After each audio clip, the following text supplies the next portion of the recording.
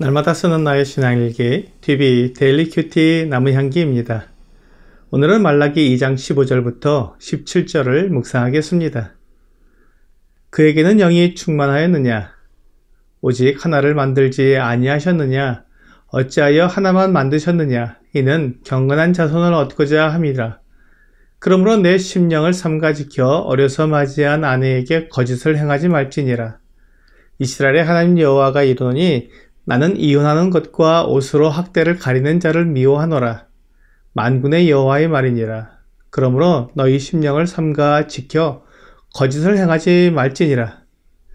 너희가 말로 여호와를 괴롭게 하고도 이르기를 우리가 어떻게 여호와를 괴롭혀 드렸나이까 하는도다. 이는 너희가 말하기를 모든 악을 행하는 자는 여호와의 눈에 좋게 보이며 그에게 기쁨이 된다 하며 또 말하기를 정의의 하나님이 어디 계시냐 함이니라. 하나님께서 사람을 만드실 때 한 남편과 한 아내를 통해 온 세상에 퍼질 인류를 낳게 하셨습니다. 하나님께서 여럿을 만드실 능력이 없어서 한 남편과 한 아내만 만드신 것이 아닙니다. 한 사람을 만드실 수 있으면 여러 사람도 능히 만드실 수 있습니다. 그런데 하나님께서 여러 남편, 여러 아내를 만들지 않으신 것은 경건한 자손을 얻고자 하심이라고 분명히 말씀하고 있습니다. 한 남편에게 여러 아내가 있다면 서로 질투와 반목 속에 생활하게 될 것입니다. 그러한 환경 속에서 성장하는 자녀들은 하나님을 경외하고 이웃을 사랑하는 경건함을 배우기보다는 어떻게 해서든지 더 사랑을 받고 다른 사람이 나보다 앞서가지 못하게 방해하는 방법을 익히게 될 것입니다. 이런 환경은 죄와 불법을 낳게 되어 수많은 잘못들이 파생되게 됩니다. 하나님은 그것을 아셨기 때문에 한 남편에게 한 아내를 주신 것입니다. 창세기 2장 24절입니다. 이러므로 남자가 부모를 떠나 그의 아내와 합하여 둘이 한 몸을 이룰지로다. 하나님께서 남편과 아내가 한 몸을 이루어 하나님을 위해 살아가는 한 가정이 되게 하셨습니다. 그러므로 주 예수님께서 마태복음 19장 6절에서 그런즉 이제 둘이 아니요 한 몸이니 그러므로 하나님이 짝지어 주신 것을 사람이 나누지 못할지니라 하시니 라고 말씀하셨습니다. 남편과 아내는 하나님께서 짝지어 주셨음을 알고 이혼하지 않고 함께 하나님을 섬기는 가정을 만들어 가야 합니다. 오늘 본문 16절에서도 여호와가 이르노니 나는 이혼하는 것과 옷으로 학대를 가리는 자를 미워하노라.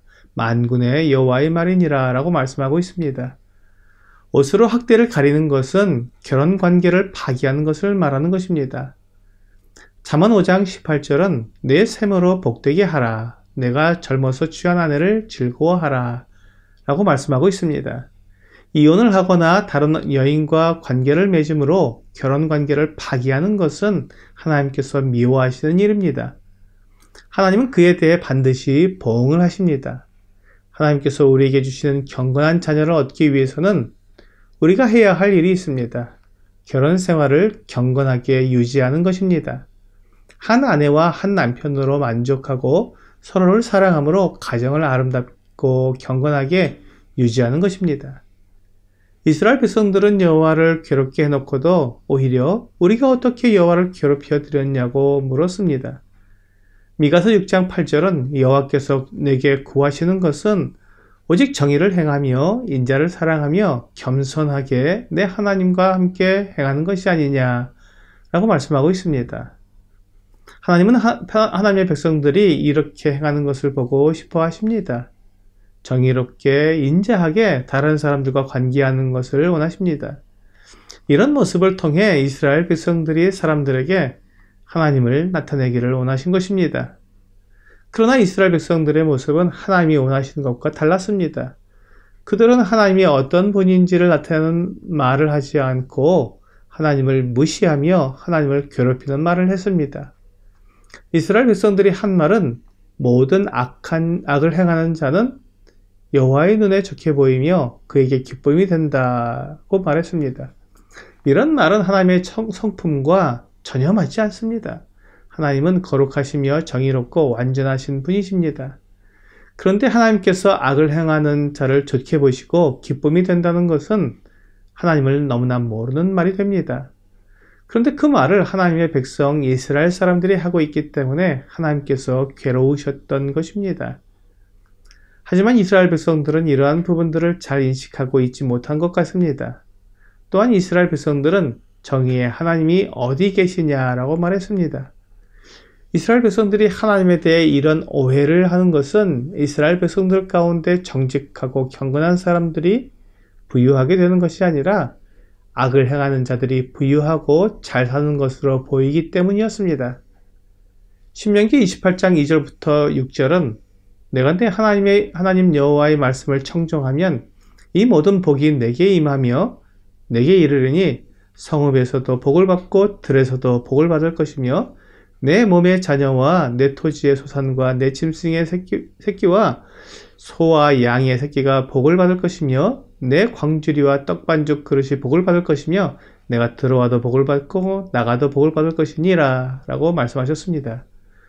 하나님의 말씀을 순종하고 따르는 사람들에게 하나님께서 물질적인 복을 주시겠다고 약속하셨습니다. 그런데 실제로 하나님의 말씀을 순종하는 사람보다는 욕심과 술수 그리고 악을 행하는 사람들이 물질적으로 풍요롭게 살고 있는 것입니다. 그러니까 이스라엘 백성들이 보기에 하나님께서 악을 행하는 사람들에게 복을 주시는 것으로 여겨진 것입니다. 그러나 이는 하나님을 잘 알지 못하기 때문에 하는 오해입니다. 마태복음 5장 45절은 이같이 한즉 하늘에 계신 너희 아버지의 아들이 되리니 이는 하나님이 그 해를 악인과 선인에게 비추시며 비를 의로운 자와 불의한 자에게 내려주심이라 라고 말씀하고 있습니다. 하나님은 의인도 사랑하시고 악인도 사랑하십니다. 물론 악인이 행하는 그 악을 사랑하시는 것은 아닙니다. 악을 행하는 자가 그 악을 버리고 하나님께 돌아오는 것을 바라시고 사랑하십니다. 그렇기 때문에 악인들이 돌아올 수 있도록 하나님께서 그들에게 은혜를 베푸시는 것입니다. 악을 행하는 사람들을 벌하시고 심판하시며 생명을 빼앗으신다면 이 세상에 살아남을 사람이 없을 것입니다. 우리는 모두 하나님 앞에서 부족하며 모두 죄와 악을 행하는 사람들입니다. 다만 하나님의 은혜로 죄를 용서받고 은혜 안에서 살아가고 있는 사람들입니다. 오늘의 적용 질문을 보겠습니다. 내가 가진 지식으로 하나님을 다 이해할 수 있습니까? 우리가 하나님을 다 이해할 수 없기에 하나님께서 알려주신 지식을 배우고 익혀야 합니다. 하나님께서 성경을 통해 하나님에 대해 알게 하신 것을 올바로 알고 행하는 것이 중요합니다. 오늘 하나님의 마음을 바르게 알아서 오해하지 않고 하나님의 마음을 기쁘시게 하는 여러분과 제가 되기를 주 예수님의 이름으로 기도합니다.